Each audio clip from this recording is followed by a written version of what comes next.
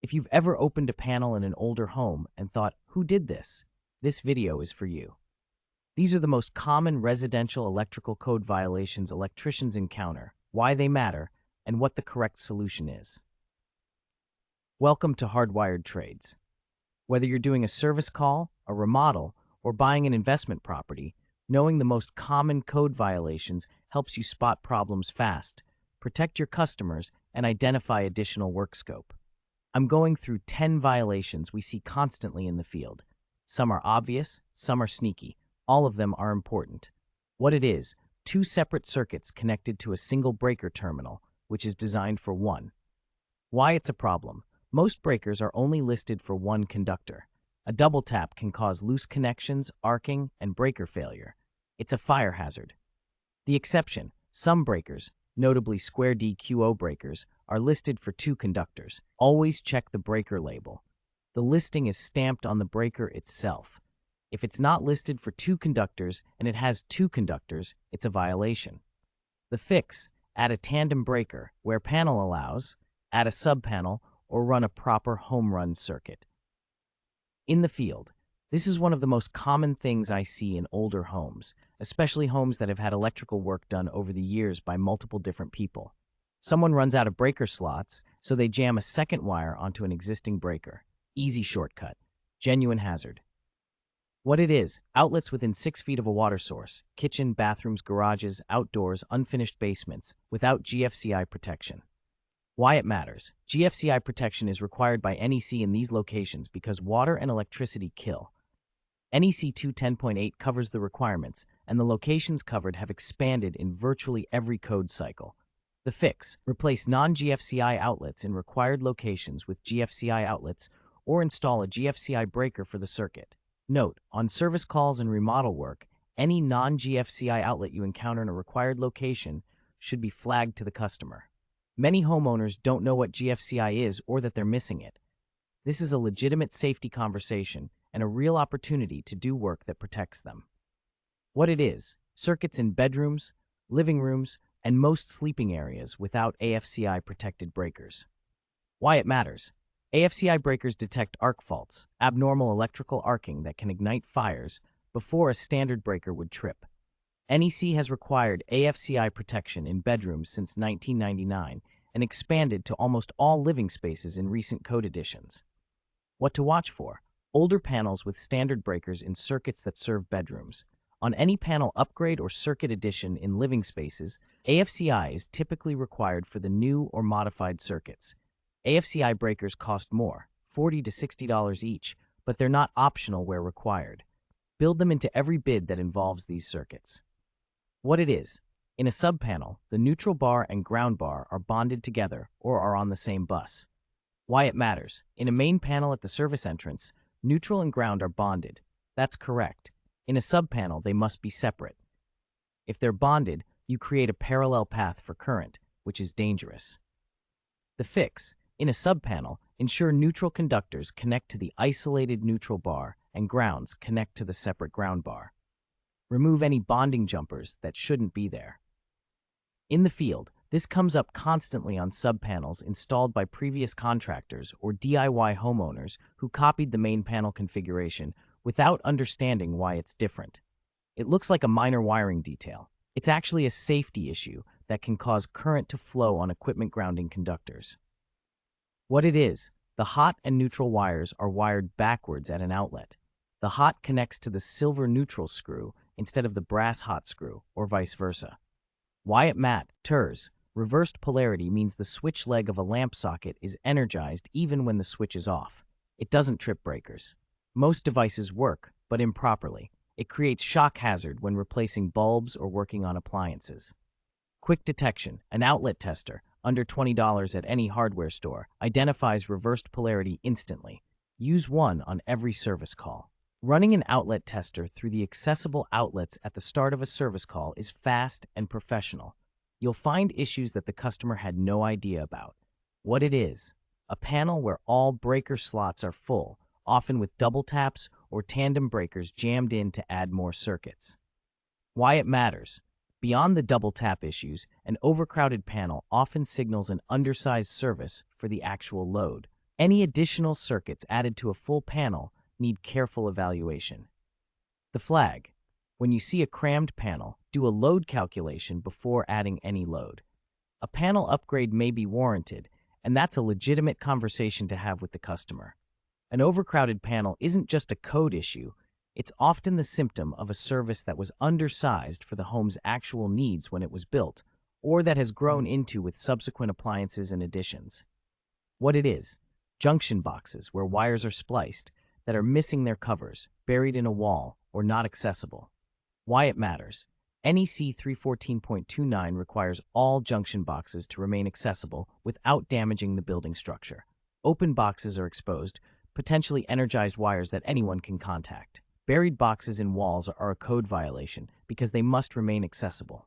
The fix: install covers on all open boxes. Locate and make accessible any buried boxes, sometimes found during remodels.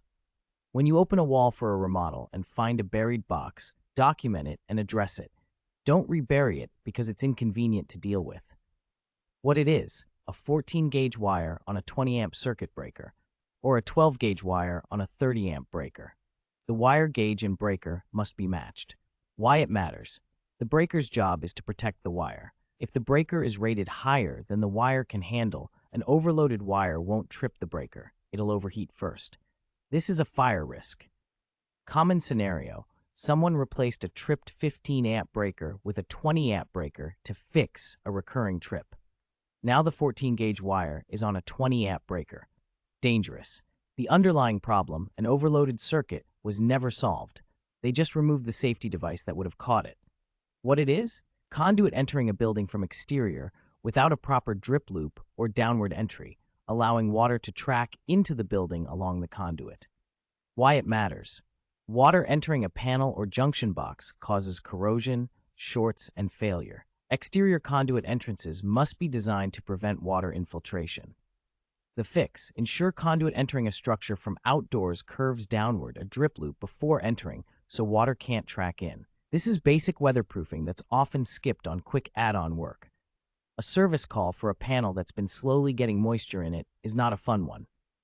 What it is: NM cable, Romex, run across an unfinished basement ceiling or garage at heights where it can be physically damaged, below 7 feet without protection. Why it matters: NEC requires physical protection for cables in locations where they could be damaged. An unprotected cable at head height in a garage is a vehicle, ladder, or impact away from a serious problem.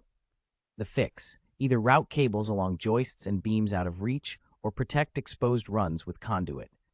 What it is: aluminum branch circuit wiring installed in homes built roughly between 1965 and 1973. During this period, copper prices spiked and aluminum was used as a substitute for branch circuit conductors. Why it matters: aluminum expands and contracts more than copper with temperature changes. Over time, this causes connections to OSIN, loose connections arc. Arcing starts fires. Single-strand aluminum wiring on 15 and 20-amp branch circuits is considered a fire hazard by the CPSC. The 2023 CPSC report on aluminum wiring is clear on this risk. What to look for: gold or silver-colored wire, copper is orange-red. Aluminum wire will be labeled on the jacket. Outlets and switches in homes from this era sometimes carry COALR ratings. Devices specifically listed for aluminum wiring connections.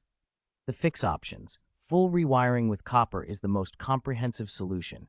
If that's not practical, an alu-copper repair program using pigtails and approved connectors, purple wire nuts ideal for aluminum, is an accepted remediation approach.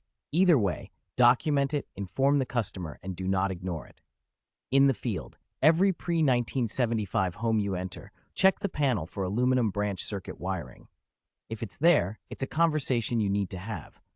Not a scare tactic, just an honest professional responsibility.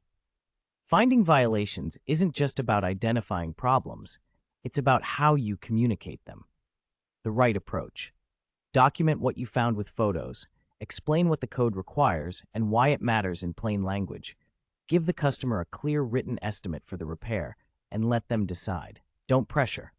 Don't minimize. Don't ignore. Some customers will want everything fixed immediately. Some will want to prioritize. Some will push back on cost. Your job is to make sure they have the information to make an informed decision. If you find a Federal Pacific panel with double-tap breakers and tell the customer everything is fine, you have a liability problem if something happens later. Document what you found and that you disclosed it. A few practical phrases that work well. I found a few things while I was in there. Do you have a minute and I'll walk you through them? That's non-threatening and invites the conversation. This one is a safety issue I'd recommend addressing sooner. This one is more of a code compliance item that's important but not urgent. This helps customers prioritize when budget is a concern. I can fix this today if you'd like. It'll take about X additional time and runs about X dollars. Give them the option right there. Many will say yes. Being the electrician who finds the problems and explains them clearly without high-pressure tactics or alarmist language builds the kind of trust that generates referrals. Customers talk. My electrician came in for one thing and actually looked out for me is exactly the reputation that builds a sustainable business. If you do any volume of service calls or remodels, create a simple walkthrough checklist you can run quickly on every job. 1. Panel type: Federal Pacific, Zinsco. Any visible double taps? 2. Panel age and condition: visible rust, heat discoloration, any obvious issues? 3. GFCI protection: kitchen, bathrooms, exterior, garage, basement.